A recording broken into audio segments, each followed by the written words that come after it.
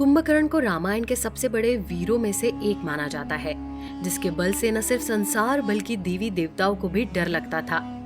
सभी देवी देवताओं ने मिलकर कुंभकर्ण को रोकने की बहुत कोशिश की थी और ये भी कहना गलत नहीं होगा कि अगर कुंभकर्ण अपने पूरी शक्ति का इस्तेमाल कर पाता तो शायद ये दुनिया कुछ अलग ही नजर आती। कुंभकर्ण के जन्म के बारे में दो कहानियां प्रचलित है। पहली तो ये कि वो पिछले जन्म में श्री कृष्ण के पार्षद विजय था, जो समत कुमारों के श्राप के कारण राक्षस हो गया। दूसरी कहानी के अनुसार राजा प्रताप भानु को एक दुष्ट राजा ने तपस्वी बनकर सलाह दी कि वो ब्राह्मणों को खाने पर आमंत्रित करे। प्रताप भानु के चले जाने पर दुष्ट राजा ने ब्राह्मणों की हत्या करके उनका मांस प्रताप भानु की रसोई में रखवा दिया। प्रताप भानु ने वही खाना ऋषियों को परोस दिया, पर इससे पहले कि वो अन्न ग्रहण करते आकाशवाणी ने उनको चेतावनी दी और खाना खाने से रोक दिया।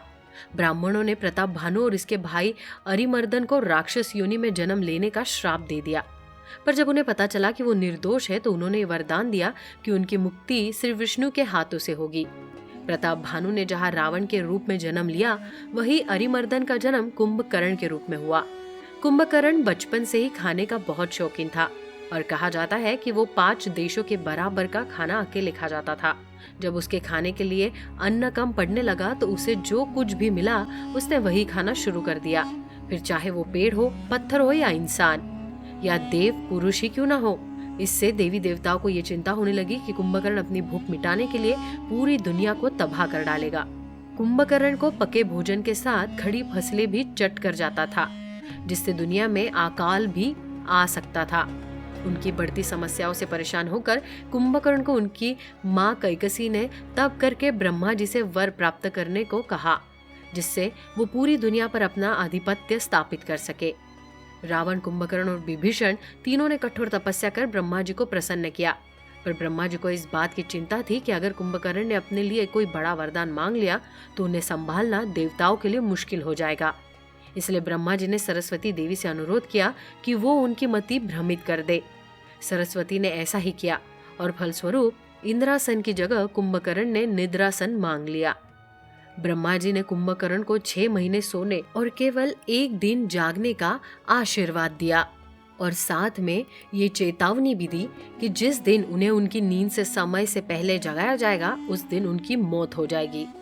उसी दिन से कुंभकर्ण का नया जीवन शुरू हुआ, जहाँ वो 6 महीने में एक बार जगता था। उस दिन वो घड़े घड़े भर के मदिरा पान करता था, फिर अपने आसपास उपलब्ध हर चीज को खा जाता था, फिर चाहे वो घड़े हो, भोजन, राशन या उसके खुद के सैनिक। वो इतना विशाल था कि उस पर हाथी दौड़ाए जा सकते थे। रावण ने कुंभकर्ण के विश्राम के लिए एक अलग महल का निर्माण करवाया था, जहाँ वो सोया रहता था।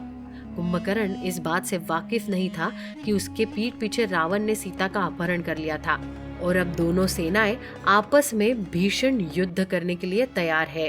रावण के ज्यादातर सैनिक युद्ध में मारे जा चुके थे और जब उसे कुंभकर्ण की सहायता की सख्त जरूरत थी, पर समस्या ये थी कि कुंभकर्ण के नींद के जगने के 6 महीने अभी पूरे नहीं हुए थे। पर रावण उस समय तक का इंतजार नहीं कर सकता था। उसने अपनी सेना को कुंभकर्ण को उठाने के लिए भेजा।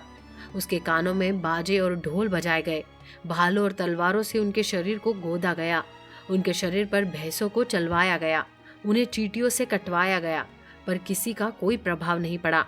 आखिर में जब उनके शरीर पर हाथी चलवाए गए और स्वादिष्ट खाने की महक को उनके तक पहुंचाया गया, तब जाकर कुंभकर्ण की नींद टूटी।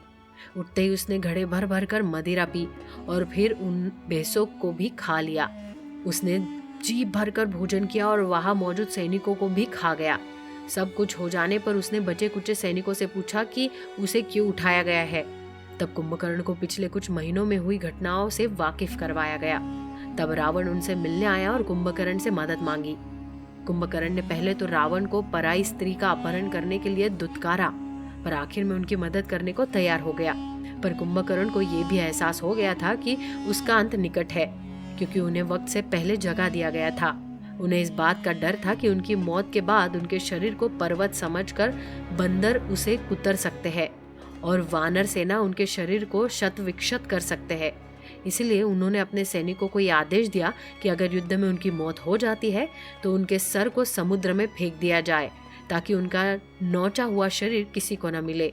ये सब व्यवस्था कर कुंभकर्ण युद्ध के लिए तैयार हुआ और रणक्षेत्र में पहुंचा। वहां पहुंचकर उसने हाहाकार मचा दिया। असंख्य बंदरों को ऐसे ही खा गया, कई उसके पैरों के नीचे आ गए, कितनों को उसने हाथ से मसल दिया। तब श्री राम ने कुंभकर्ण के साथ युद्ध करने की ठानी। श्री राम ने पहले हाथ काटे, फिर पांव और आखिर में उनका सर धड़ से अलग कर दिया। राम को कुंभकर्ण की आखिरी इच्छा का पता था, इसलिए उन्होंने उसके सर को बाण से उड़ाकर दूर एक पहाड़ी पर रखवा दिया।